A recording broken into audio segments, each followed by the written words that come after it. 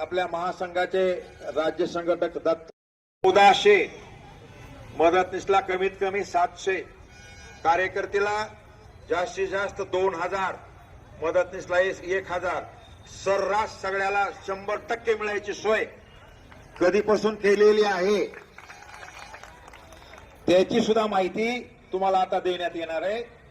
त्या कार्यकर्ता वाटतंय मी सगळं काम केलं, छाती फुगून येते त्याची।